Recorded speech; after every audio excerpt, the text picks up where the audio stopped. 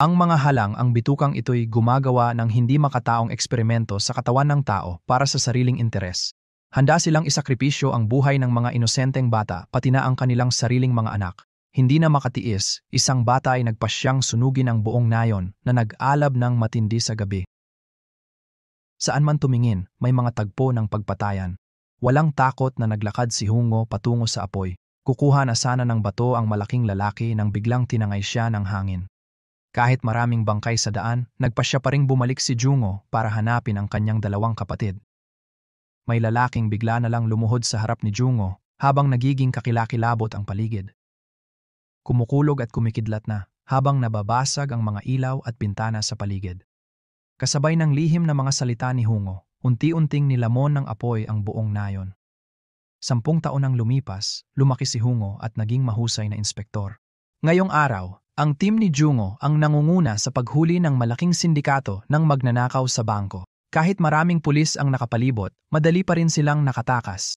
Mabuti na lang, biglang lumitaw si Jungo sa loob ng kotse ng mga magnanakaw, nagbigay daan kay Hyang na tamaan ng gulong para mahuli sila. Nang makitang delikado na, kinontrol ng driver ang hostage. Isang putok lang ni Jungo, tumama sa maleta at bumagsak ito. Nahulog ang karatula sa ulo niya kaya nailigtas ang hostage. Pero galit pa rin ang hepe ng pulisya dahil nahuli lang ng team ni Hungo ang mga tauhan, hindi ang leader. Nagpaputok pa si Hungo sa harap ng lahat. Kung nasugatan ang hostage, damay ang buong presinto. Pagkatapos magsalita, nagbigay ulit ng mga gawain ang hepe sa lahat. May balita na may mamamatay sa isang bar sa District 1 ngayong gabi, kaya agad silang pumunta para mag-imbestiga. Gayunpaman, naghiwalay ang grupo para maghanap ng matagal ngunit walang nakadiskubre ng problema. Nang malapit na silang sumuko, saka lang nila napagtanto na may mali. Nakita ng lahat ang may-ari ng bar na nag-aagaw buhay sa pool habang lumalangoy. Sa simula, inakala ng lahat na isa lang itong pang-araw-araw na biro. Di inaasahan, tumigil siya sa paggalaw kaya nagpanik si Hyang at tumalon para iligtas siya. Nag-alala ang lahat sa paligid ngunit huli na dahil patay na ang may-ari. Ngunit tila may tinatago siya. Dapat may mga palatandaan ng pagkalunod ngunit kakaiba may ngiting nasiyahan sa mukha niya. Kasabay nito, sa lihim na silid na puno ng kayamanan, biglang lumitaw ang kahina-hinalang tao. Pagkatapos, pumunta siya sa pangunahing silid para magulat sa kanyang boss. Gabi na, sinusubukan ni Jungo isketch ang mukha ng isang tao at ipinadala sa kaibigan para hanapin. Nagkataon, ang taong iyon ay pabalik din sa Korea sakay ng eroplano. Kinaumagahan, nakatanggap ng bagong kaso ang team ni Jungo. Isang estudyanteng lalaki, dating masamang gawi at ng rape ng kaibigan, napawalang sala ng korte ngunit kakaibang tumalon mula sa gusali ng may ngiti.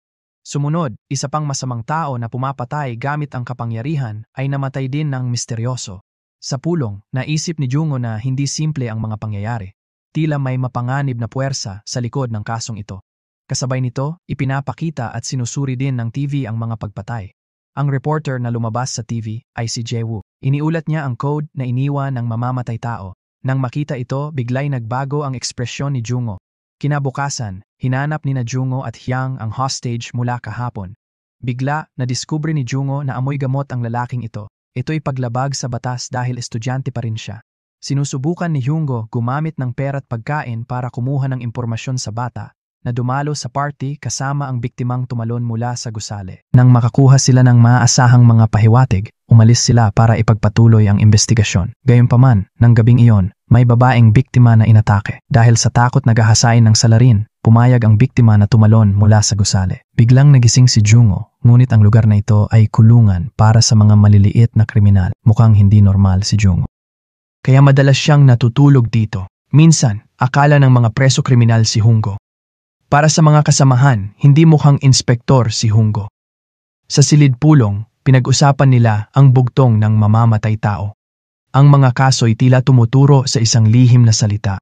Nang mag-isip, nahulaan ni Hungo ang susunod na krimen. Nagkataong naroon din ang babaeng nasa larawan. Naghiwa-hiwalay sila para hanapin ang bangkay. Nakita niya to, lumaban siya at madaling tinalo siya. Biglang tumunog ang sirena, nagulat siya at nakatakas ito.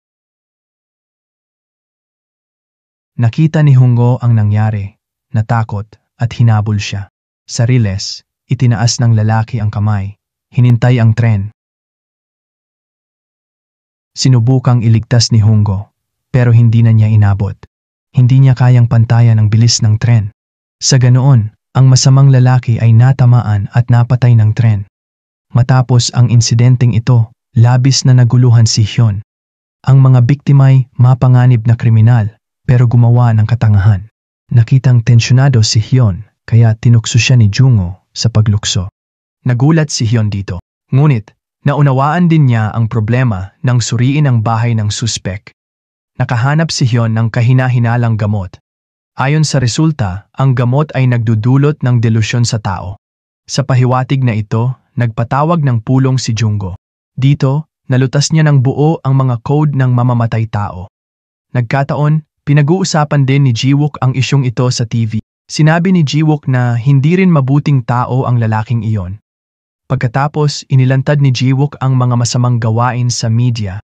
Medyo nakakahiya ito para sa mga pulis. Sa gabi, umiinom ang team ni Jungo nang mabalitaan na di sila pinagkakatiwalaan kaya kumuha ng dating FBI agent para sa kaso. Nakita ito, lahat sa team ay nadismaya. Pero si Jungo lang ang kalmado at nag-encourage na basta matapos agad ang kaso, okay lang lahat. Habang nag-uusap sila, may biglang sumigaw na babae sa labas. May miyembro ng team na sumugod para pigilan ang suspek. Pero nagkamali pala sila dahil may OCD lang ito sa kalinisan. Takot siyang may humawak sa kanya. Biglang naging mabigat ang paligid, kumikislap ang mga ilaw at tumakas ang bata. Akala ng lahat may masamang ginawa siya, kaya natakot at hinabol nila. Pero hinayaan na lang nila siyang tumakas. Sa kabilang banda, bumalik na si Jungo sa headquarters. Lahat ng gawain, pati pagsisipilyo, dito nangyari. Medyo nailang ang hepe ng pulisya, pero di niya maparusahan si Jungo dahil tumutulong ito sa lahat. Ilang minuto lang, isang dating ahente ng FBI na si Jimmy ang dumating sa punong himpilan. Lumabas na ito pala ang babaeng ilang beses na nilang nakatagpo. Pagdating pa lang, ipinakita niya agad ang kanyang malalim na kakayahan sa pagsusuri. Ngunit mukhang hindi masyadong gusto ng team ni Jungo si Jimmy. Pagkatapos ng trabaho, inimungkahi ni Jungo na ipakilala kay Jimmy ang Korea. Hindi nagustuhan ni Hyun ang nakita niya. Pinagalitan ni Hyun si Jungo at umalis nang hindi nagpapaalam sa dalawa. Gayunpaman, inikot ni Jungo si Jimmy buong hapon para matapos ng team niya ang misyon. Napagtanto ni Jimmy na busog na siya. Nagsimulang mag-react si Jimmy pero sinabi ni Jungo na ang dating FBI ay madaling maloko. Nang marinig ayon, agad tinanong ni Jimmy kung nagkita na sila at malapit na malapit si Jungo sa kanya. Nakita yon, lumapit si Jungo at pinindot ang doorbell. Lumabas na ito pala ang bahay ng nawawalang biktima. Pero mukhang malungkot ang pamilya, kaya umalis sila makalipas ang ilang minuto. Samantala, sa HQ,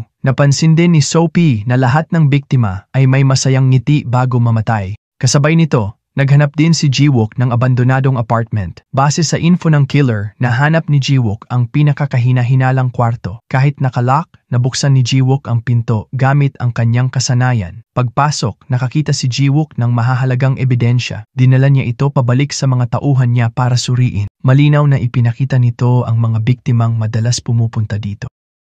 Sa kabilang banda, biglang naalala ni Jimmy ang ilang alaala ng kanyang kabataan. Lumitaw ang nakakatakot na eksena sa White Knight Village, kaya wala silang nakuhang impormasyon.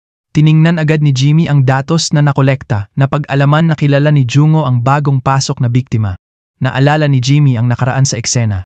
Naisip ni Jimmy na malamang si Jungo ang mamamatay tao. Kasabay nito, may nakita rin si Jiwon sa kamera. Biglang lumitaw si Jungo sa abandonadong apartment.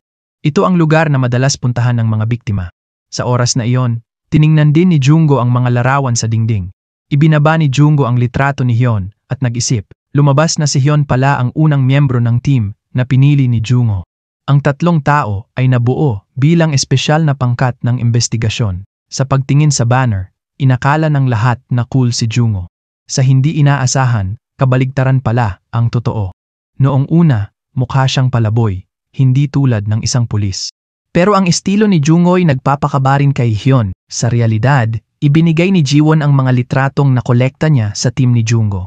Para makuha ang ebidensya, pinayagan ni Jungo si Jiwon na mag-ulat sa kaso ng may pribilehiyo. May litrato ni Jungo sa abandonadong apartment, pero di ibinigay ni Jiwon yon. Ibinigay lang ni Jiwon sa team ni Jungo ang mga litrato ng mga biktima. May iisang bagay silang magkakatulad. Lahat sila'y nagpunta sa abandonadong apartment bago namatay. Pagkaalam nito, agad pumunta ang team ni Jungo sa lugar. Pagdating, natagpuan lang nila ang kahina-hinalang laptop na bura ang ibang bakas. pero nakumpirma nila na may nagbalak patayin ang mga naunang biktima. Sumunod, nalaman nila na si Minho, Charity Fund Chairman, ang susunod na biktima. Ang kasunod na impormasyon ay naka-encrypt, kailangan ng fingerprint ng may-ari.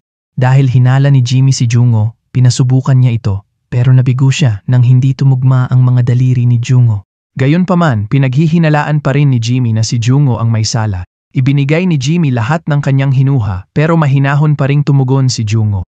Pagkalabas ng elevator, tinitigan ni Jungo si Jimmy ng masama. Malakas ang ulan sa labas kaya't natakot at nagpanik ang isang binata.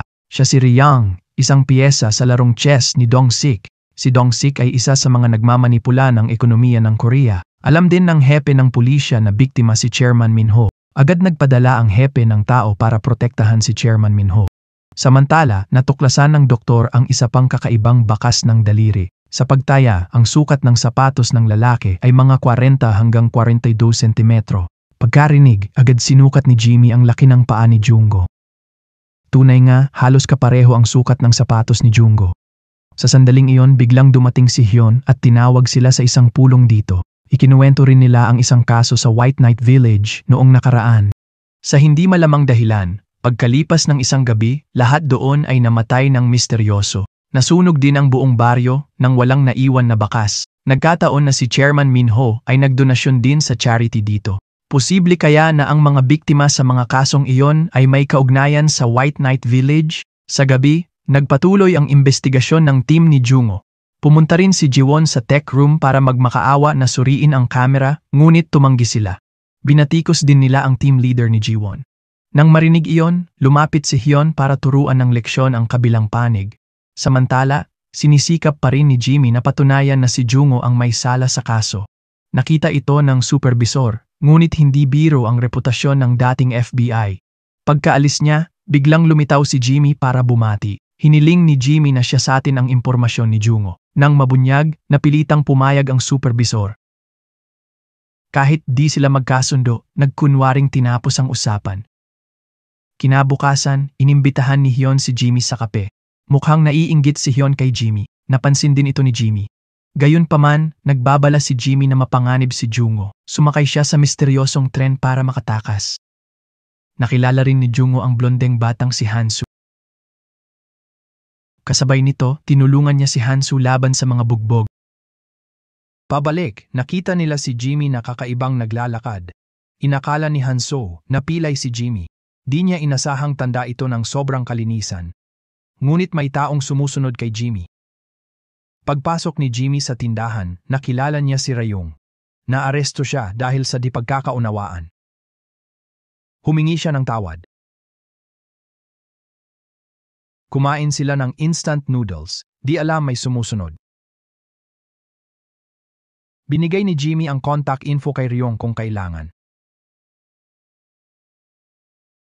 Sa kabilang dako, pumunta si Jungo kay Sunggu. Si Sunggu ang nag-ampon kay Jungo noong bata pa. Mukhang veteranong researcher si Sunggu. May mga eksperimento. Noon, habang nakikipag-usap si Sunggu, biglang nawalan ng malay si Jungo. Naawa kay Jungo at tubiling inampon siya ni Sunggu.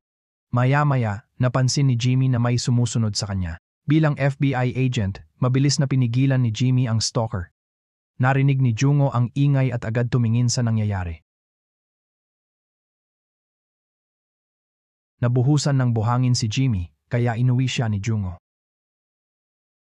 Dito, inihayag niyang galing siya sa White Knight Village. Nang marinig ito, bigla na lang nagulat si Jimmy.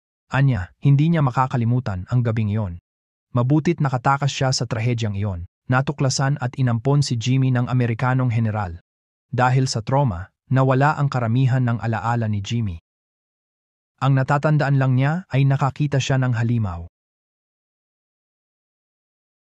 Pagkatapos noon, humingi ng pahintulot si Jungo sa banyo. Nakakatakot na nang tumingin siya sa salamin, bigla siyang natuwa. Tinulungan siya ng ama na hugasan ang sapatos. Nakarinig ng kakaibang tunog, sumugod si Jimmy. Si Jungo'y nagpaliwanag lang na aksidente. Kinabukasan, nainis si Hyeon nang malaman na kay Jimmy natulog si Jungo. Binigyan niya ito ng good morning na suntok. Napakalakas ng suntok ni Hyeon, akala ni Jungo bumagsak ang langit. Akala ng iba may gusto sila, pero talagang naghihinalaan sila sa isa't isa. Inisip ng lahat na ang isa sa kanila ang maaaring salarin sa kaso. Sa pulong, nagsalita si Hyeon tungkol sa plano para protektahan si Chairman Minho. Ipinadala ang grupo ni Jungo para lihim na magbantay ng hindi mahuli. Doon, patuloy na nagpahayag sina Jungo at Jimmy ng kanilang pagdududa sa isa't isa. Sa kabilang banda, pinag-iisipan din ni Jiwook kung bakit nasa abandonadong apartment si Jungo noon, kaya tinawagan niya si Hyeon para makipagkita. Kinabukasan, binalak ng team ni Jungo na kumuha ng impormasyon mula sa mga tauhan ni Minho. Gusto ni Jungo pag-aralan ang mga butas na maaaring samantalahin ng salarin. Ngayon naman, si Jiwan ang nagpanggap na kasosyo sa negosyo, pero nahalata ng kabilang partido ang kanyang pakana. Nang makita ang hindi magandang sitwasyon, nag-alala ang buong team na baka mabigo ang plano. Samantala, nagpanggap na empleyado si Hyeon at pumasok sa silid ng abogado para kumuha ng mga dokumento tungkol kay Minho. Sa tulong ng kasamahan, nabasag niya ang password. Kinopya ni Hyeon ang impormasyon sa USB. Akala nila parurusahan si Jiwan, pero nilapitan niya ang abogado na ikinagulat nito. Lumabas na bakla pala ang abogado, pero nauubos na ang oras ni Hyeon. Nang nakopya na ang data, bumalik ang abogado. Mabuti na lang, sinabi ng empleyado na may urgent meeting, nakatulong kay Hyeon na makumpleto ang misyon. Samantala, pumunta si Jimmy sa doktor para humingi ng karagdagang impormasyon. Dito, sinabi ng doktor na ang sintomas ng mga biktima ay katulad ng sakit na tinatawag na lucid dreaming. Iniisip ng gumagamit na sila'y nananaginip at gumagawa ng mga kakaibang bagay, kahit na mga katangahan. Kasabay nito, inihayag din ang isang organisasyong tinatawag na White Knight. Dito nagtipon ang lahat mula sa kalihim ng Blue House hanggang sa mga ministro. Mukhang may binabalak silang plano. Sa kabilang banda, binalaan ni Jiwook si Hyeon na mag-ingat kay Jungo. Nakita niya ang mga gamit ni Dowan at nakita si Dowan sa pinto.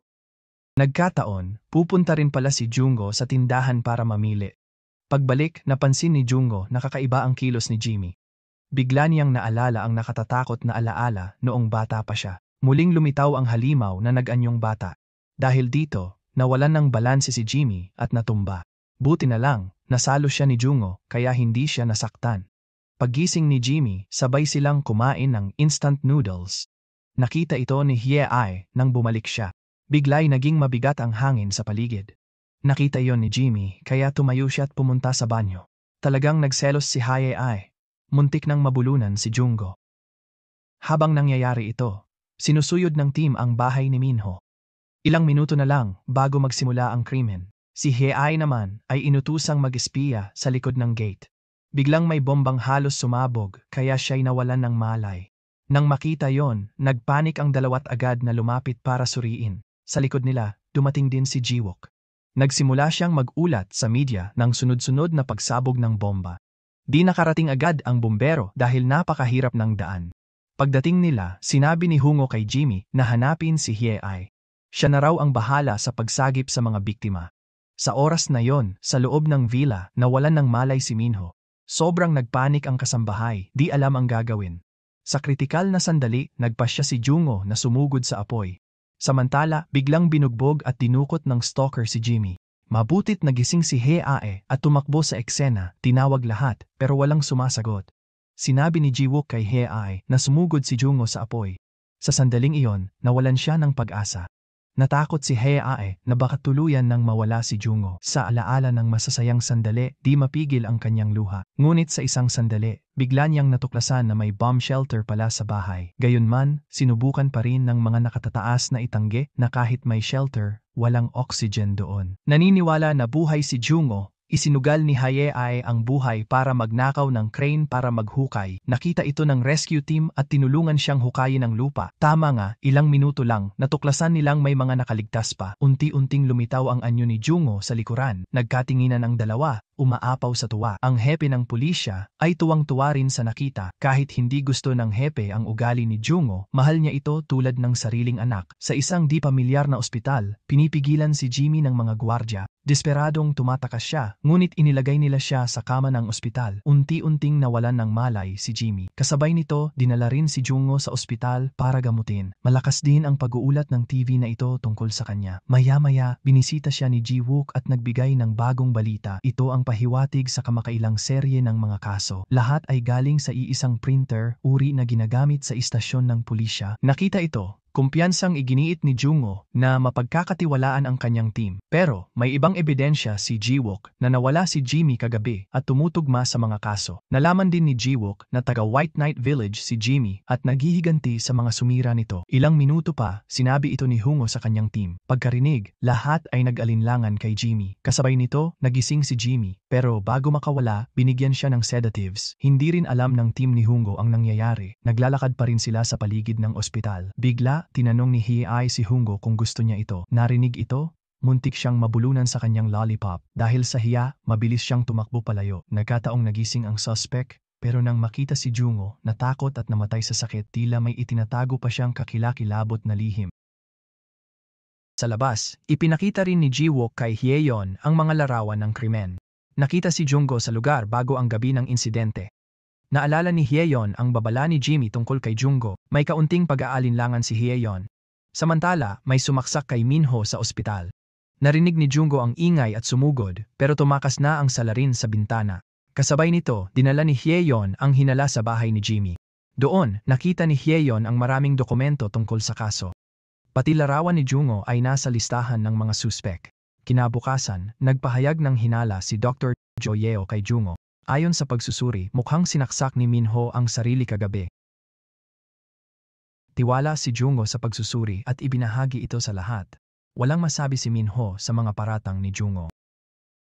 Ginawa ito ni Minho dahil gusto niyang dagdagan ang proteksyon ng pulisya. Partikular, nais ni Minho na personal na tiyakin ni Jungo ang kanyang kaligtasan. Kasabay nito, nagpapakita ang TV ng panayam sa butler na maswerteng nakaligtas. Ayon sa kanyang pinakadesesperadong sandali, lumitaw si Jungo na parang Diyos. Sa kanyang karanasan sa survival, halos hindi niya nalagpasan ng apoy. Pagkatapos, sa gabay ng kasambahay, bumaba sila sa kanlungan ng bomba. Iniligtas niya pa ang isa pang tao kahit walang hangin doon. Mahinahon na gumawa si Jungo ng hiwa sa kanyang braso. Ibinuhos niya ang kanyang dugo sa hydrogen peroxide para gumawa ng oxygen para sa lahat. Ang kwentong parang pambata ay mabilis na kumalat sa buong bansa. Nang gabing iyon, nagising si Jimmy sa ospital at walang nakitang bantay. Pinilit niyang tumayo at tumakas. Kahit hindi pa lubos na magaling, sinubukan ni Jimmy na tumakbo sa kalsada. Mabuti na lang, may mabait na mamamayan na nagdala sa kanya sa malapit na himpilan ng pulisya.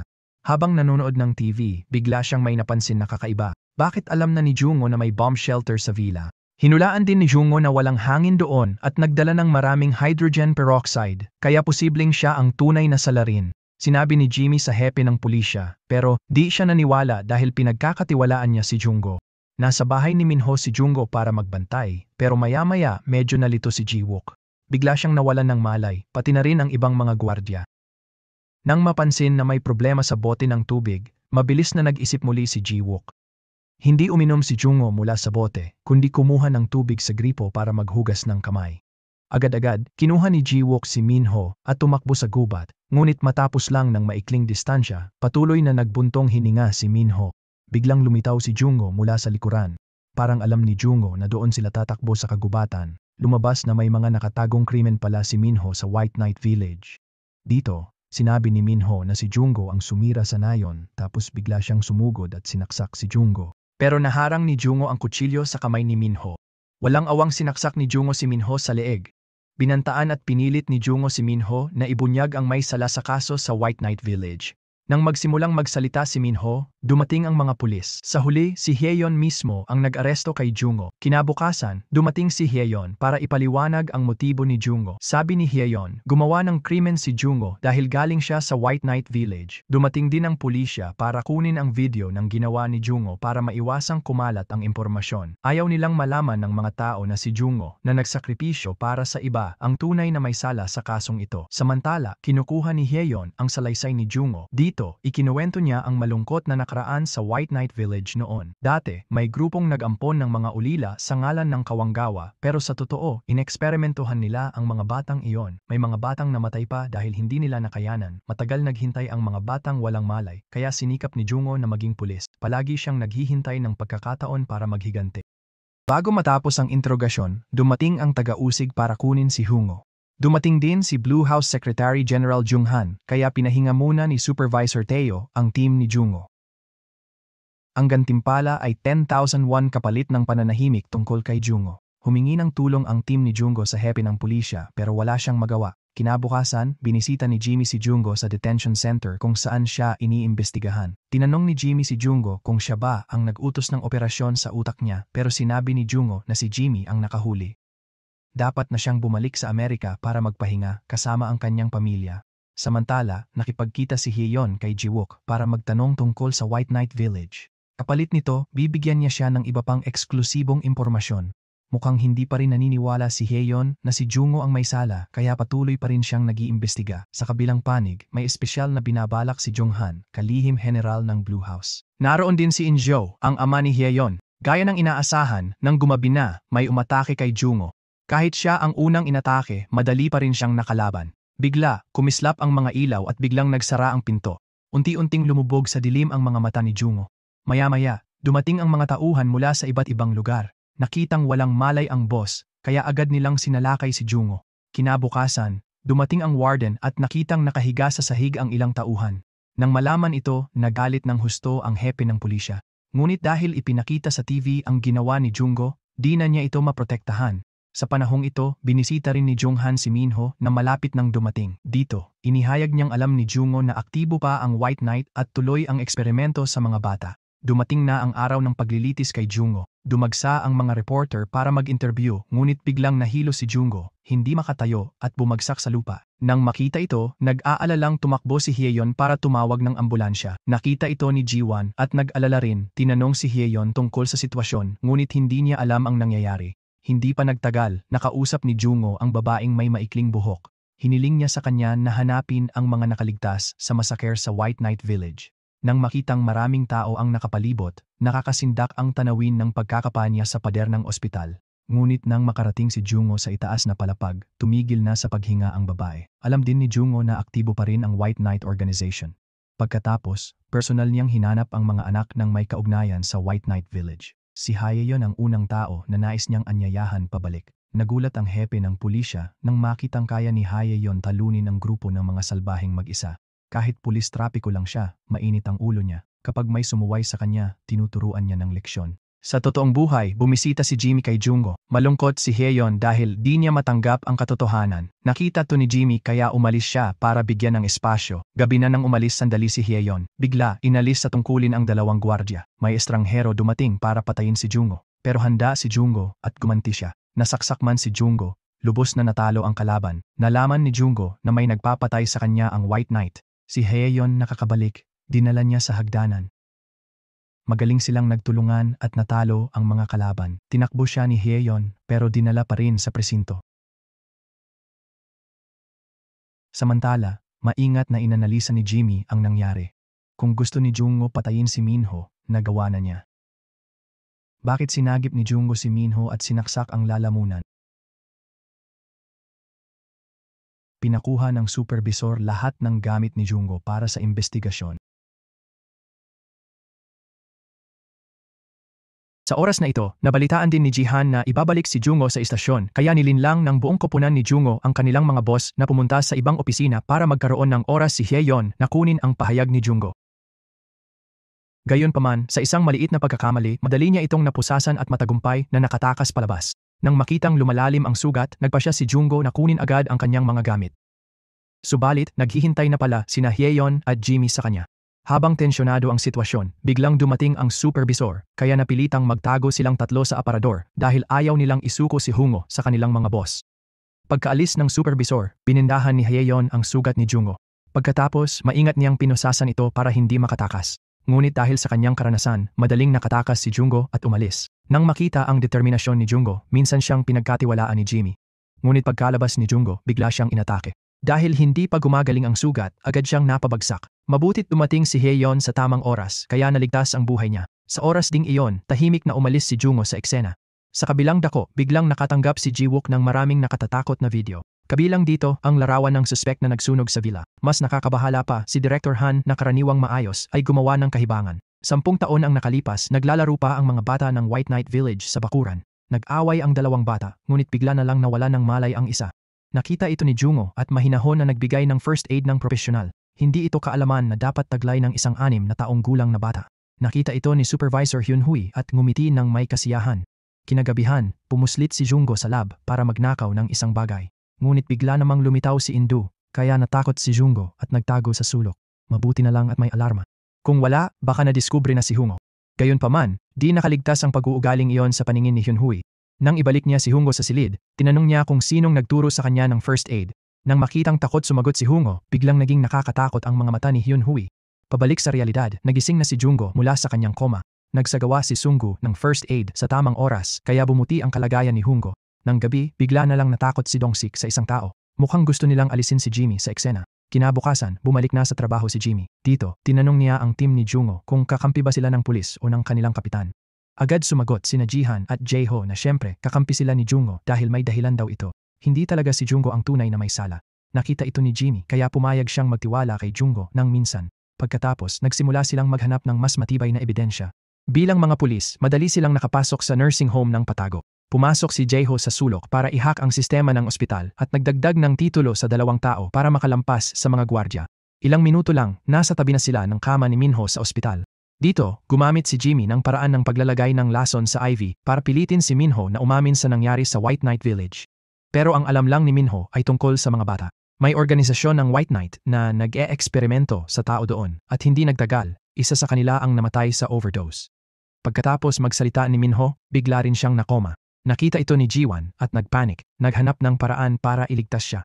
Pero sabi ni Jimmy, pampamanhid lang iyon. Kung di niya sinabi na lason yon, di sana nagsalita si Minho ng mahalaga. Dahil sa nakuhang impormasyon, dahan-dahan silang umalis ng ospital. Walang napansin na kakaiba ang mga gwardya sa patrol. Sa kabilang banda, tinawagan ni Jiwook si Hyeon para panoorin ang video ng eksena. Malinaw na hindi si Jungo ang nagsunog. Hindi niya maintindihan bakit ganoon katanga ang ginawa ng direktor. Dahil marami pang bagay ang hindi pa nakukumpirma. Sinabi niya lang kay Hyeon at hindi nagmadali na ipaalam sa pulisya. Sa oras na iyon, napansin din sa bahay ni Junghan ang presensya ni Jungo. Gayunpaman, kalmado pa ring sinabi niya na wala siyang kinalaman sa White Knight Village. Posibleng nagbigay si Minho ng maling impormasyon kay Jungo. Nang marinig iyon, agad tinanong ni Jungo kung nasaan ang lihim na silid ng pananaliksik. Pero hindi raw alam ni Junghan. Ipinasa ni Junghan ang responsibilidad na iyon sa ama ni Hyeon na si Indu. Kinagabihan, napagkasunduan ni Hyun at ng kanyang ina na dalhin ang hapunan sa kanyang ama. Ngunit, dumating si Jungo ng mas maaga kaysa sa kanya. Tinanong ni Jungo si Indo kung nasaan ang lihim na silid ng pananaliksik na may mga bata. Nang makitang hindi nakikiisa si Indo, agad na tinapat ni Jungo ang panulat sa leeg nito at pinagbantaang ibunyag ang lokasyon at pinuno ng White Knight Organization. Sa oras ding iyon, ang pangatlong bata mula sa White Knight Village ay brutal na binubugbog ni Dongsik. Ito'y isang batang pang-eksperimento na malapit nang magtagumpay, kaya't nais ng organisasyon na itago ang impormasyon tungkol sa kanya. Sino mang may kaugnayan sa kanya, kahit inosente, ay biglang nawawala sa organisasyon ng walang dahilan. Halimbawa, ang tindera sa tindahan ay pinatay din ng walang bakas ng organisasyon. Nang hindi na makatiis si Ryong, hinawakan niya ang kamay ni Dongsik at itinapon ito palayo. Natumba si Dongsik at dumiretso sa kalsada. Bago tumakas sa White Knight Village, laging kailangang makinig si Dongsik sa isang bata. Kung hindi, si Dongsik ay papatayin ni Ryong at ng mga tao sa labas. Habang nakatingin sa mga bangkay sa sahig, kumakain pa rin si Ryong. Si Dongsik lang ang natira, takot magsalita. Kasabay nito, dumating si Hyun sa trabaho ng kanyang ama. Nang marinig ang boses ni Hyun, agad nagtago si Jungo. Nang umalis si Hyun, muling binantaan ni Jungo si Do. Pinuri ni Indo si Jungo dahil gumawa siya ng formula para sa immortalidad noong 6 na taong gulang pa lang. Ngunit sa hindi malamang dahilan, binura niya ang isang bahagi nito. Narinig ito at inamin ni Jungo na ayaw na niyang gamitin pa ang mga bata sa eksperimento. Bago pa makakuha ng karagdagang impormasyon si Jungo, nalaman na ng organisasyon na nandoon siya. Ayaw nilang mapatay ni Jungo si Indo, kaya nagpadala sila ng grupo para habulin siya. Natuklasan ito ni Jungo at pansamantalang nagtago sa ibang lugar. Hindi inaasahan, si Taisu pala ang humarang sa daan ni Jungo. Si Taisu ang ika-4 na batang nakaligtas sa White Knight Village. Hindi na sila nag-usap at agad na nagsimulang magbakbakan. Sa simula, tila may lamang si Taisu sa laban. Pero sa tibay ng katawan, mas malakas si Jungo kaya agad nagbago ang sitwasyon. Binugbog si Taisu hanggang wala ng lakas para lumaban. Sa kabilang dako, nakita ni Jimmy si Ryung na walang malay sa bangketa. Dahil kakilala niya ito, dinala niya ito sa presinto para magpahinga. Nakita ito ng lahat pero hindi masyadong nagduda. Pagbalik ni Hungo, sinisin niya ang amang umampon sa kanya. Nang marinig ito, nagalit ang amang umampon at pinagalitan si Hungo. Samantala, nalaman ni Hyun na may relasyon ang ama niya kay Minho.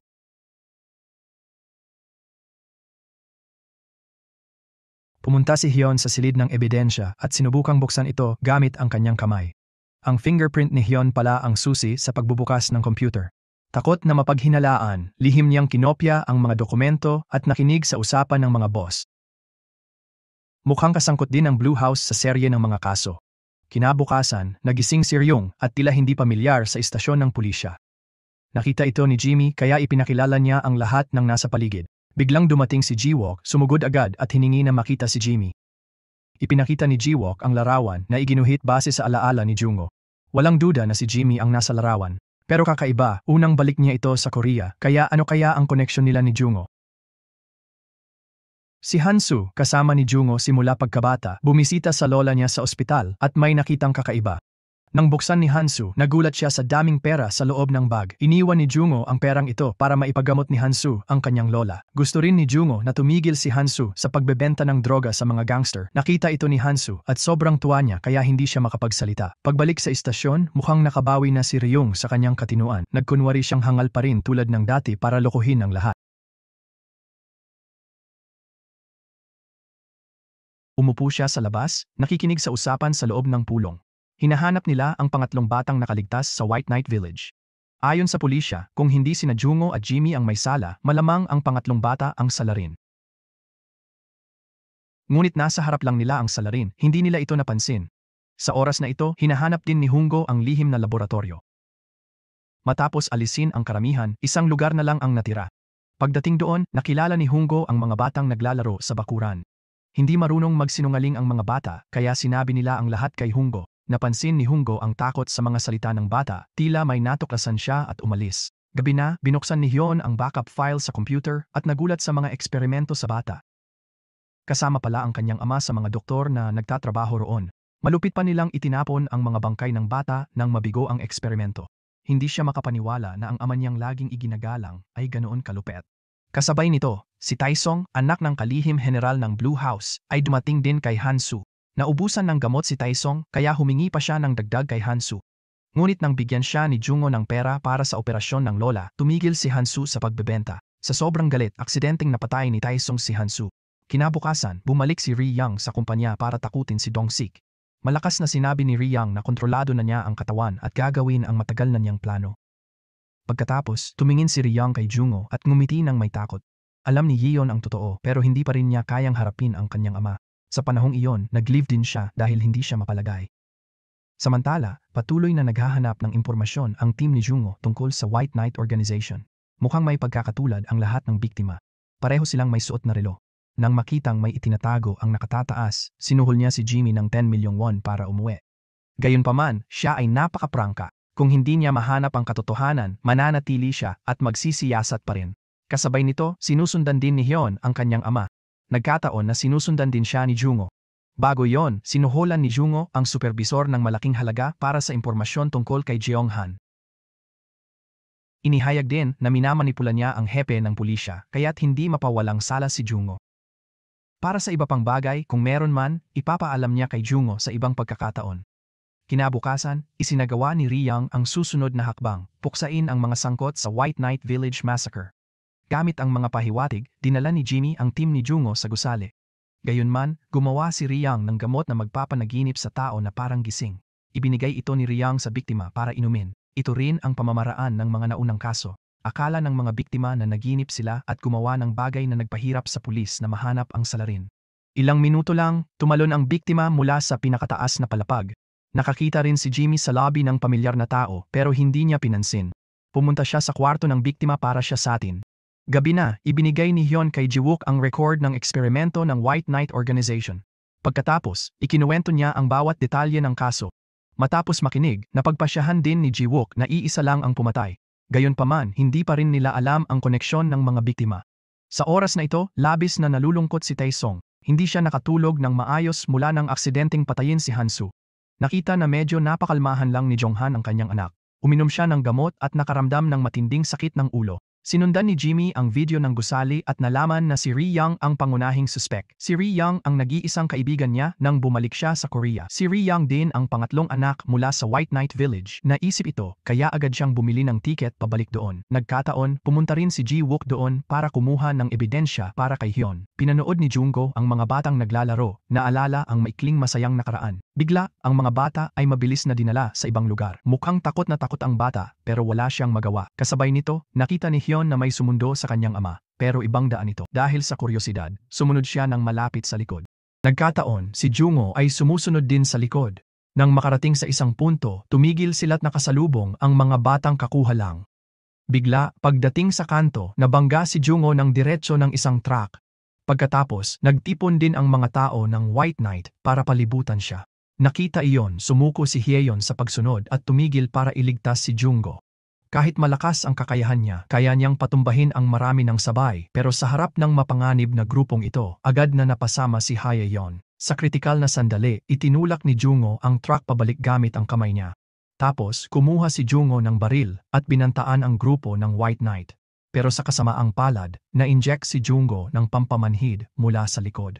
Nataranta si Hyeon, kaya nagmaneho siya at dinala siya palayo. Pagkatapos, humingi ng tulong si Hyeon sa kaibigan niyang si Joyo. Kilala rin ni Joyo si Jungho kaya tumulong siya sa paggamot. Pero pagkatapos ng first aid, kakaiba ang ekspresyon ni Joyo. Kasabay nito, nagkataon ding nakita ni Ji-hyuk si Jimmy malapit sa White Knight. Dito, nagtanong din siya sa isang matandang babae sa nayon. Alam ni Ji-hyuk na pinatay ng isang bata ang dating mga empleyado niya. Nakakatakot yung ekspresyon kaya di niya makalimutan hanggang ngayon. Samantala, nakaramdam ng panganib si Dong-sik kay Ri-young kaya nagulat kay Minho. Pero kailangan pa ni Minho ng oras kaya ipinabantay niya si Ri-young kay Dong-sik. Nang gabi, sinimulan ni Indu ang eksperimento ng organisasyon. Unay natakot ang mga bata pero agad silang kumalma nang dumating si Hyun-hee. Nakakatakot na sa loob ng 20 taon, di nagbago ang mukha ni Hyun-hee. Maya-maya, pinuntahan ni Minho si Jung-hoon para sa plano pero narinig niya si Tae-sang. Kaya ipinakilala ni Minho si Dong-sik sa magaling na psychologist. Si Jung-hoon, dahil sa pag-ibig sa anak, agad naniwala kay Minho. Tinawagan niya ang doktor para iligtas ang anak sa ospital. Nalaman din ni Jungho na tumawag ng pulis si Joyo. Hindi niya ito sinisi, binalaan pa na ang darating ay hindi pulis, kundi tao ng White Knight. Talagang sunod-sunod silang dumating sa ospital.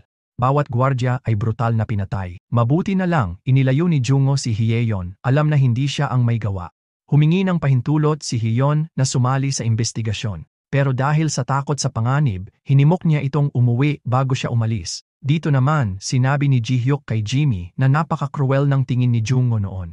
Kahit di direktang pinatay ni Jungho si Minho, tila gusto niyang pumatay. Samantala, inatasan si Tisu na bantayan ang pantalan. Dito, napagtanto rin niya na may mga bangkay ng bata sa kahon. Talagang gusto ng superior na itapon niya ang mga ito. Nang makita ito, hindi na kaya ni Tisu na gawin pa. Kinabukasan, nagpanggap si Jungho na driver at tinakot ang broker. Sa takot, inamin niya ang lahat ng detalye.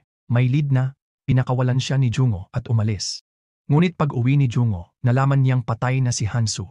Nang kunin ng amang ampon ni Jungho si Hansu, galit sila. Sa phone ni Hansu, nalaman ni Jungho na si Tae-sang ang kliyente. Noon, kausap ni Jung-hoon si Dong-sik tungkol sa psychologist. Yayain daw ni Jung-hoon ang psychologist, di alam na si Ri-young yon. Sa oras na yon, naghihintay din si Jungho sa labas. Kakaiba, dumating ang militar para bantayan ito ng mahigpit. Malinaw na di ito pangyayaring makapagpapakilos sa buong hukbo. Kinabukasan, opisyal nang nagbitiw sa trabaho si Hyeon. Gusto niyang tutukan ang pagtugis sa White Knight kasama si Jungho. Nakita ng hepe ang kanyang determinasyon at di siya napigilan. Malapit sa nayon, patuloy ang malakas na ulan buong gabi. Dahil sa panahon, di makakilos ang mga barko papunta sa nayon. Sa ikalawang gabi, natukoy ni Jungho na si Ri-young ang estranghero. Nagpanggap siyang doktor para lapitan ang anak ni Jung-hoon. Nilagyan ng relo ang biktima at binigyan ng gamot ang isa pa. Kasabay nito, sinisisi din ni Hyeon ang kanyang ama. Ikinuwento niya ang mga krimen nito, pero iginiit ni Indu na tama siya. Kapag nagtagumpay ang eksperimento, malaki ang maitutulong sa sangkatauhan. Nag-alala sa alaala ng mabait niyang ama, umiyak ng malakas si Hyeon. Sa labas, kinausap ni Taeseo si Jungho tungkol sa mga bata. hindi rin tanggap ni Taiseo na isasakripisyo ang mga inosenteng bata.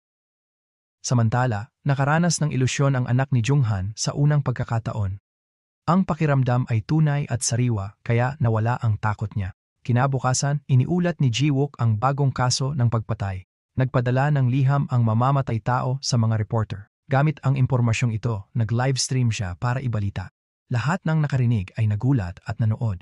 Gamit ang code ng suspect, madaling nalutas ito ni Jungho at pumunta sa krimen. Pagdating niya, humingi si Jungho ng tulong kay Jihan para mag-verify ng ilang bagay. Nakita nilang si Jungho pala ang kausap, kaya't natuwa sila. Bumalik din si Haeyeon para tumulong sa pag-decode. Mabilis nilang nalutas ang tamang sagot. Sa oras na iyon, sinusundan ni Jungho ang kamera para suriin ito. Talagang nakita niya na dumating ang Bayay Group para ihatid ang anak ni Junghan noong gabing pinatay si Hansu. Agad na ipinaalam ni Jungho sa kanyang amang ampon na mag-imbestiga pa. Sa kabilang dako, nakita ni Ryong sa livestream ni Jiwook na nasa White Knight Village si Jimmy. Ang mapanganib ay alam na rin ni Minho ang impormasyong ito. Mukhang gusto niyang alisin lahat ng bata sa White Knight Village para mahanap ang formula ng immortalidad. Sa ngayon, walang kaalam-alam si Jimmy kaya't pumasok pa rin siya sa nayon. Bumalik ang nakatatakot na mga alaala, kaya't medyo kinabahan siya. Sa kaloob-looban, mas totoong alaala ang bumalik. Sa harap ng sopas, naalala niya ang tatlong nagluluto. Noon, naglagay ng gamot ang kuya sa pagkain at hinalo. Ang balita ng pagdating ni Jimmy sa White Knight Village ay umabot kay Junghan. Nang gabing iyon, nagpadala siya ng mga tao mula sa White Knight Organization. Talagang bigla na lang nawala ang bangkang nakaangkla sa dagat. Ang anak ni Junghan ay gumising, alam na dumating na ang oras. Inumpisahan ni Ryong ang plano, ngunit tiniktikan siya ni Dong-sik para kay Minho. Si Dasong ay pumunta sa lugar kung saan pinatay niya si Hansu sa panaginip. Pumatay na naman si Dasong ng tao. Pagkatapos, umiling siya para magising gaya ng dati. Mabuti na lang, dumating agad si Minho at ang iba para iligtas siya. Pero nang papatayin na niya ito, nalaman niyang naloko siya. Ang taong nakatayo sa harap niya ay si Jihan, hindi si Dasong. Mabilis ding nagtungo sa pagsagip ang team ni Jungho. Unay lumaban sila, pero nang barilin ni Haeyeon, wala silang nagawa at hinayaang kunin ng pulis ang anak ni Junghan. Nang mapagtantong nasira ang plano, kinontak agad ni Minho si Dong-sik, ngunit hindi niya alam ang nangyayari. Sa sandaling iyon, sina Jimmy at Jiwook ay inambus din mula sa likuran. Dinakip nila ang dalawa, itinali at ikinulong sa isang silid. Naghintay sila hanggang umaga para ibalik si Jimmy sa laboratorio. Habang mag-uulat ng tagumpay kay Junghan, biglang binagok ni Ryong ang isa sa likod. Ang mga gwardiya sa paligid ay ganap ding natalo. Pagkatapos, pumasok si Ryong para salakayin si Jimmy. Lumabas na iniwan pala ni Jimmy si Ryong sa White Knight Village. Bago patayin si Jimmy, binigyan siya ni Ryong ng gamot para maalala ang kanilang masakit na nakaraan. Ang gamot na ito ay gawa ni Jungho at inilagay sa palayok ng sopas. Dahil dito, nagpatayan ang mga doktor ng baliw. May isa pang lumuhod at nagmakaawa kay Jungho. Maya-maya, hindi na nakapaghintay si Ryong at malapit nang patayin si Jimmy. Ngunit bigla na lang lumitaw si Jungho para pigilan si Ryong. Ang mga ilaw sa paligid ay patuloy ding kumikislap. Nang makitang bigo ang plano, agad nakipaglaban si Ryong kay Jungho. Sa simula, mukhang magkapantay sila, pero si Jungho ang pinakamahusay na modelo sa White Knight, kaya agad na napasailalim si Ryong. Binugbog si Ryong hanggang sa wala na siyang lakas para lumaban. Dito, nilinaw ni Jungho na dumating siya para protektahan ang kanyang matagal nang nawawalang kapatid na babae, si Jimmy. Para pigilan si Jimmy sa paggawa ng kahangalan, pinakawalan ni Jungho si Ryong. Nang magising si Jimmy, inihayag ni Jungho ang lahat ng nangyari noong taon na iyon. Nilikha ni Jungho ang gamot para malaman ng grupo ang kanilang mga pagkakamali at itama ito gamit ang panaginip para mabawi ang kanilang konsensya. Pero sa kaibuturan, wala silang pakialam sa mga bata. Puro masasamang hangarin lang ang nasa isip nila kaya nagpatayan sila na nagdulot ng trahedya. Kamakailan, naalala ni Jimmy na siya pala ang kapatid ni Jungho. Humingi rin ng tawad si Jimmy sa hindi niya pagkaunawa kay Jungho sa mahabang panahon. Sa pulong ng White Knight, pinag-usapan ng mga opisyal ang plano para sa gamot ng immortalidad. Ngunit sa huli, namatay ang bata sa kamay ni Indu. Kaya't napilitan silang humanap ng mas maraming bata para sa eksperimento. Dito, hinimok ni Jungho ang kanyang amang ampon na hanapin agad ang lab. May napansin ang ama, pero di tiyak ang lugar. Naisip ni Jungho tawagan si Junghan. Inamin ni Jungho na hawak niya ang anak ni Junghan.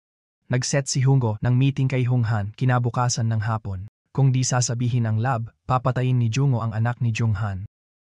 Pagkatapos, itinapon ni Jungho ang phone sa ilog at binalikan ang amang ampon. Sa kabilang dako, sinusubaybayan pa rin ni Dong-sik si Riyang. Hindi alam ni Dong-sik na alam na pala ito ni Riyang. Tinawagan niya si Minho at narinig ito. Maya-maya, lumapit si Hyeon kay Junggo para sumali sa team. Matapos makinig, pumayag si Junggo na isama siya. Pero tinanggap ni Hyeon na masama ang kanyang ama. Layunin ng White Knight ang immortalidad sa eksperimento nito. Kinabukasan, inaya ni Hyeon si Jimmy kumain ng maanghang. Talagang hindi nakayanan ni Jimmy ang anghang nito. Buti na lang binigyan siya ng tubig ng may-ari ng kainan. Dito, sinabi ni Jimmy na kapatid siya ni Jungho. Umaasa siyang magtutulungan sila laban sa White Knight. Samantala, pinagbantaan din ang hepe ng pulisya ni Jonghan. Sinabi niyang hawak ni Jungho si Taesang. Agad pinuntahan at sinisi ng hepe ang team ni Jungho. Alam niyang nakikipag-ugnayan sila sa leader kaya umalis siya. Sa gabi, personal na pinuntahan ni Minho si Jonghan para mag-alok ng kooperasyon. Gusto nilang mabilis na madakip ang tatlong bata ng White Knight Village at iligtas si Taesang. Samantala, plano ng grupo ni Jungho na hanapin ang laboratorio. Una, nagpalipad sila ng drone sa paligid ng itinalagang lugar. Tapos, pinutol ng ampon na ama ni Jungho ang kuryente sa buong lungsod. Kung lugar ito ng eksperimento sa tao, kailangan ng tuloy-tuloy na kuryente, kaya may malaking generator. Ang unang lugar na mag-iilaw ay malamang na ang lihim na laboratorio. Sa ganitong paraan, napaliit nila ang mga posibleng lokasyon. Kinabukasan, naghiwa-hiwalay sila para siyasatin ang mga lugar na iyon. Nakita ni Jonghan na walang brownout dito sa Papanstaon, kaya agad niyang sinuri ang sitwasyon. Pagkatapos noon, lumitaw din si Jungho sa labas. Doon nila napagtanto na ang brownout ay hindi aksidente, kundi plano ni Jungho. Nang arestuhin sana si Jungho, pinigilan ni Hyunhoy at sinabing baka mabunyag ang lugar kay Jungho. Matapos mag-imbestiga at walang makita, umuwi na lang siya. Dito, dinala ni na Jungho at ng kanyang amang ampon si Taesang sa bubong. Sinimula nilang i-inject ang antidote para gisingin si Taesang. Ilang minuto lang, nagising na si Taesang mula sa kanyang panaginip. Nalaman din ni Ryeong na iniulat ni Jiwook na ang mga biktima ay may kaugnayan sa White Knight Village. Ipinakita pa niya ang videotape ng anyo ni Ryeong. Nagalit si Ryeong dahil hindi niya napatay si Jiwook noong nakaraang gabi. Kinagabihan, pinuntahan ni Hyeon ang kanyang ama para payuhan siyang muli. Ngunit bulag pa rin si Indu sa pag-aakalang ginagawa niya ito para sa sangkatauhan. Dumating na ang oras ng transaksyon. Dinala ni Jungho ang anak ni Jonghan sa tagpuan gaya ng napagkasunduan. Ngunit pagbaba nila, ipinakita si Hyeon na dinukot pala. Nang makita iyon, napilitan si Jungho na pakawalan si Dasong. Sa pagpapalitan ng mga bihag, inihayag ni Jonghan ang tunay niyang ugali. Salamat sa suporta ng amang ampon ni Jungho, walang nangahas humabol. Samantala, bumalik si Jimmy sa himpilan at nakitang nabuwag ang buong pangkat. Galit niyang hinanap ang hepe, pero mababaw lang ang sagot nito sa kanya. Agad niyang nakilala kung sino ang nag-assign nito. Hindi tinanggap na tapusin ang kaso nang walang dahilan, tinipon ni Jimmy ang mga kasamahan para ipagpatuloy ito. Hinahanap nila ang kinaroroonan ni Ryeong. Sa kabilang panig, hinahanap ng hukbo si Jungho sa lahat ng dako. Sinundan nila ang GPS sa damit ni Hyeon para hanapin ang dalawa. Nang maramdaman ang panganib, sinabi ni Jungho sa lahat na magtago. Nag-isa lang si Jungho sa pakikitungo sa mga taong ito. Dahil nalantad ang taguan, ang amang umampon kay Jungho ay naghanap ng bago. Nang marinig ang kabiguan, nagalit si Jonghan kay Minho at umalis. Nang gabing iyon, muling nag-umpisang uminom ng gamot si Jonghan. Tila may kakaibang sakit siya. Sa kabilang dako, nagulat ang supervisor nang makita sina Jungho at Hyeon sa bahay niya. Gumamit pa ng pera si Jungho para manatili sa bahay ng supervisor, alam nilang ligtas doon. Ipinaliwanag din ni Jungho ang mga kalokohan ng White Knight Organization. Nang marinig ito, nag-alinlangan siya at pumayag na. Samantala, binigyan ni Kyung-hee si Jonghan ng mas maraming gamot. Lumabas na gawa pala ito sa masasamang eksperimento. Tutulong ito para hindi masyadong tumanda ang gumagamit. Kinabukasan, humingi ng tulong si Minho sa supervisor. Alam niyang target siya ni Ryeong. Nang marinig ito, agad niyang sinabi kay Jungho. Pumunta sila sa bagong taguan ng amang umampon kay Jungho. Dating sundalo siya, kaya maliit na bagay lang to sa kanya. Mabilis niyang natukoy ang eksaktong lokasyon ng laboratorio. Pagkarinig nito, handa nang gumawa ng plano sina Jungho at Hyeon. Samantala, nababagabag si Daesu habang itinatago ang mga bangkay ng bata. Nakarating na rin si Jungho sa laboratorio. Napansin niya na ang mga urn ng abo sa istante ay pag-aari ng mga inosenteng bata. Walang pag-iisip, pumasok si Jungho ng mas malalim sa loob. Ngunit mukhang alam na ng grupo ang tungkol dito kaya matagal na silang umalis. Iniwan lang nila ang computer para makita ang reaksyon ni Jungho. Pagkakita nito, galit na sumigaw si Jungho at isinara ang computer. Kasabay nito, lumitaw si Dae-soo para ipaliwanag ang sitwasyon kay Jungho. Hindi rin alam ni Dae-soo kung saan inilipat ang laboratorio. Sa kabilang banda, nagbalat kayo ang mga pulis bilang sibilyan para bantayan si Minho. Maging ang supervisor ay naroon para subaybayan ng mabuti ang sitwasyon. Gayunman, binalak na rin ni Ryong patayin si Dong-sik dahil sa pag-uulat nito kay Minho. Ang plano nila ay patayin si Ryong. Kahit matagal na silang magkasama, malupit na pinatay ni Ryong si Dong-sik. Nang lumabas si Ryong, inambush siya ng mga tao mula sa White Knight Organization. Matapos tiyakin na ligtas si Minho, pumasok ang grupo ni Jungho para hulihin si Ryong. Ngunit ang katawan lang ni Dong-sik ang naiwan at si Ryong ay nakatali sa isang silong. Humarap si Junghan kay Ryong nang may galit na mukha. Nangahas si Ryong na drugin ang anak ni Junghan. Gusto rin ni Junghan kunin ang suwero mula kay Ryong para sa eksperimento, ngunit bigla na lang nawalan ng ilaw sa paligid. Tinalo ni Jungho halos lahat ng kanyang tauhan mula sa dilim. Nang bumalik ang ilaw, biglang lumitaw si Kyung-hee. Nalaman na siya pala ang tunay na ina ni Jungho. Kaya nang makita niya si Jungho, agad siyang nanginig. Noon din, binaril ni Dae-soo ng pampahimbing si Jungho. Nakita iyon ni Junghan at ngumisi, akala bumagsak na si Jungho. May subordinate na lumapit para umatake. Bigla, tumayo si Jungho at tinulak siya palayo. Lumabas na naging matibay si Jungho sa droga. Pagkatapos, sinakal ni Jungho ang bawat subordinate. Biglang tumunog ang sirena ng pulis.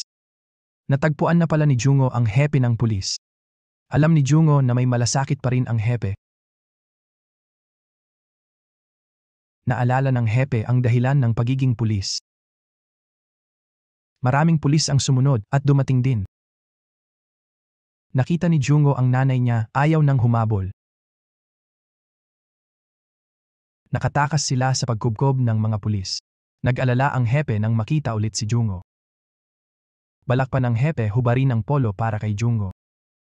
Pagkatapos, personal niyang iniuwi si Jungho. Pagbalik, isinama ni Jungho si Ryong. Nang makita yon, agad na nagtataka si Hyun kung bakit ibinalik ni Jungho ang mamamatay tao. Dito, ipinaliwanag ni Jungho at Jimmy na si Ryong ay may maraming personalidad dahil sa masakit niyang nakaraan. Kung magigising ang mabait na personalidad, magiging ibang tao si Ryong. Kinabukasan, galit na tinawagan ni Junghan ang hepe ng pulis para pagalitan dahil sinira niya ang plano ni Junghan. Pero ngayon, desidido ang hepe na pumanig kay Jungho, kaya minura niya si Junghan at agad binaba ang tawag. Kasabay nito, nababaliw na naman si Taesong. Galit na galit si Junghan, kaya itinulak niya si Taesong sa kama at sinakal ito. Mabuti na lang at naagapan ito ng kanyang asawa. Maya-maya, tinawagan ni Junghan si Minho para makipag-usap. Alam ni Junghan na gusto ni Minho maging manager ng White Knight, kaya inimbitahan niya ito sa lab mamayang gabi. Nang marinig ito, walang duda si Minho at umalis. Nang gabing iyon, nagising si Ryong at gumawa ng gulo. Mabutit nasa bahay si Jungho, kaya't agad niyang pinatulog si Ryong. Kinabukasan, pumunta si Jungho sa bahay ni Jimmy. Pinapayuhan niya itong umurong sa kaso at bumalik sa Amerika dahil kung magmamatigas si Jimmy, malalagay sa panganib ang buhay nito. Ngunit tumanggi si Jimmy at nagtanong tungkol sa kanyang ina. Noong bata pa siya, madalas siyang magkaroon ng bangungot. Si Jungho ang laging umaalok kay Jimmy noon. Nais ng ina ni Jimmy na gamitin ang katawan ng dalawang anak para sa eksperimento. Narinig ni Jungho ang usapang iyon, kaya't naging maingat siya sa kanyang ina. Pagkatapos mag-usap, bumalik sila sa kama ni Ryong dala ang gamot na gawa sa bahay. Madaling naibalik ni Jungho ang mahinahong ugali ni Ryong. Ngunit kasabay nito, naalala rin ni Ryong ang masakit niyang nakaraan. Sa kabilang dako, nakaupo si Junghan sa tabi ng kama ng matandang babae sa ospital. Ang nakakatakot ay asawa niya ito. Lumabas na ginamit din niya ang eksperimental na eliksir sa kanyang asawa. Kinuha ang swero mula kay Jungho. Sa daan-daang bata, tanging serum ni Jungho ang angkop. Kaya hanggang ngayon, bata pa rin ang hitsura ni Henhee. Pero para lubos na magtagumpay, kailangan ang formula ng immortalidad. Si Jungho lang ang nakakaalam nito. Nang gabing iyon, umakyat si Ryong sa bubong para humingi ng tawad. Inamin ni Ryong na tinangka niyang patayin si Jungho, pero iniligtas siya nito. Dito rin inilahad ni Jungho ang mga nangyari noon. Noon, bumalik si Jungho para hanapin si Ryong, pero wala na siya roon. Pagkarinig nito, pumayag din si Ryong na magpatawad. Ilang minuto lang, sumakit ng todo ang ulo ni Jungho at dumugo ang ilong. Kumislap din ng malakas ang mga ilaw at nabasag ang salamin. Mabutit narinig ng ampon ni Jungho ang ingay at nakarating agad. Sa puntong ito, desidido pa rin si Hyun na kumbinsihin ng ama pero wala pa ring magandang resulta. Naniniwala pa rin ito na para sa sangkatauhan ang eksperimento. Alam ni Hyun na gusto ni Indo ang formula ng immortalidad mula kay Jungho kaya niloko niya itong makipagkita kay Jungho kinabukasan. Nagkita nga ang dalawa at nagsimulang mag-usap. Pumayag si Jungo na ibigay ang formula kay Indu kapalit ng pag-uulat ng lokasyon ng lab kapag nagtagumpay. Pumayag agad si Indu at umalis. Hindi niya alam na may nakatagong locator si Hyun sa salamin. Nang isuot ni Indo ang salamin, biglang lumitaw ang mga formula sa harap niya. Dahil dito, natapos ni Indo ang eksperimento pero kailangan pa ng test sample kaya agad niyang inanyayahan si Minho sa lab. Nang marinig ito, natuwa rin si Minho. Pero pagdating ni Minho, bigla siyang kinuryente ni Indu. Kulang pa rin ang formula ng serum mula sa White Knight Village. Agad naisip ni Junghan ang mga tauhan ni Taesu. Pagdating ni Taesu, agad siyang hinuli. Pero dumating si Jungo sa tamang oras para iligtas siya. Napag-usapan pala ni na Jungo at Taeso ang plano noong nakaraang gabi. Lahat ng nangyari hanggang ngayon ay isang drama na ginawa nilang dalawa. Dito, matapang na inilantad ni Jungo ang tunay na pagkakakilanlan ni Junghan. Si Junghan pala ang pinuno ng White Knight Organization. Dati si Junghan ang naging punong general ng hukbo. Kalaunan, pinatay ni Junghan ang kanyang anak para agawin ang pangalan nito. Ginamit niya ang eksperimental na elixir para mapanatili ang kanyang kabataang anyo at linlangin ng iba. Gusto ni Junghan na hawakan ang pera at kapangyarihan magpakailanman. Nang marinig ito, nagpanik si Junghan at inutusan ang kanyang mga tauhan na patayin si Jungo. Pero para kay Jungo, walang silbi ang mga tauhan ni Junghan. Kasabay nito, napagtanto rin ni Minho na siya pala ay ginagawang eksperimento. Pero gaano man siya nagsumikap, huli na ang lahat. Nang ma-inject ang gamot kay Minho, agad siyang nagkaroon ng seizure at namatay. Sa isang tingin lang, alam agad ni Hyunhee na serum lang ni Jungo ang makakapagkumpleto ng formula. Agad tinawagan ni Hyunhee si Junghan para ipaalam ang impormasyong ito. Sa banta ni Jungo, hindi naglakas loob si Junghan na kumilos ng pabigla. Pero ang takot sa boses niya ay nagpahiwatig kay Hyunhee na may problema. Talagang inutusan ng organisasyon ang hukbo na arestuhin si Jimmy. Samantala, si Jungo, na walang kaalam-alam, ay umupo para kausapin si Taesu. Sa oras na ito, dumating din si Riyang para kausapin sila. Kasabay nito, dinala rin si Jimmy para makita ang kanyang ina. Nakita ni Jimmy ang kanyang ina, di nagbago sa 10 taon.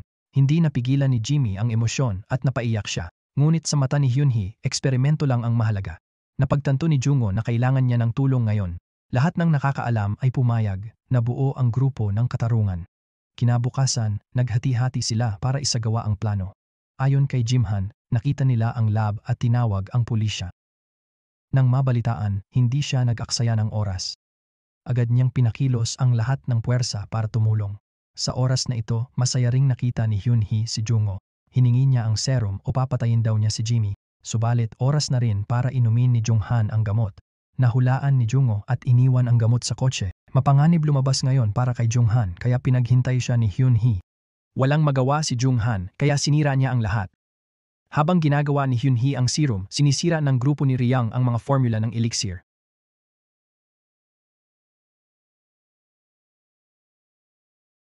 Mabilis tumatanda si Junghan kaya labis siyang nababahala.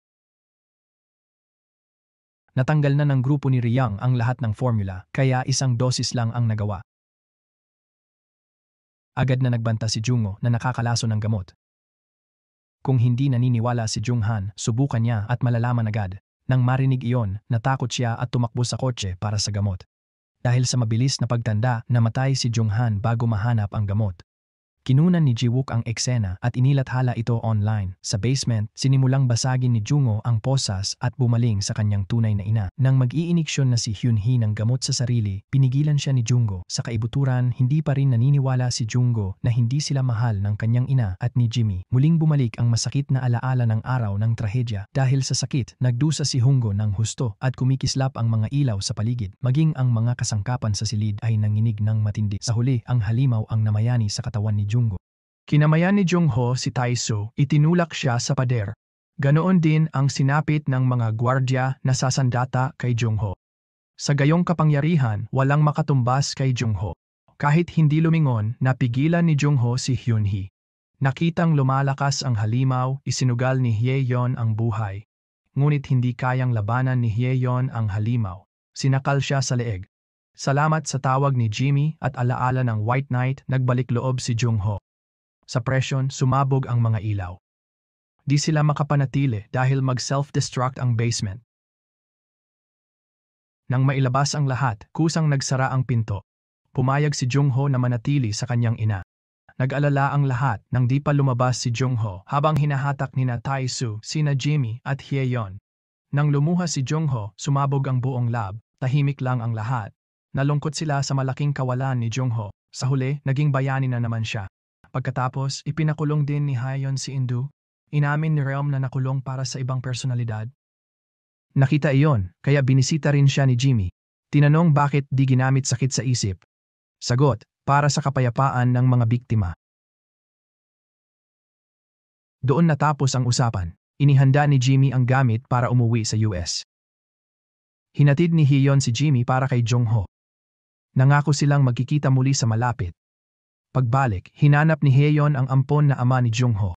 Sa kotse, nakita niya ang balot ng lollipop ni Jungho. Nang bumalik siya sa istasyon, nalaman ni Hyeon na ang kotse ni Jungho ay nasa likod ng laboratorio nang sumabog ito. Agad niyang tinawagan si Ji-wook para humingi ng tulong. Matapos marinig ang paliwanag ni Hyeon, pumayag si Ji-wook na imbestigahan ang kaso. Maya-maya, si Hyeon ay naging pinuno ng koponan. Sa unang araw niya, bumati si Ji-wook at sinabi ang tungkol sa isang natatanging nayon. Nakita ng mga tao roon ang binatang may kasamang batang babae paakyat ng burol. Tinatawag niya itong inay.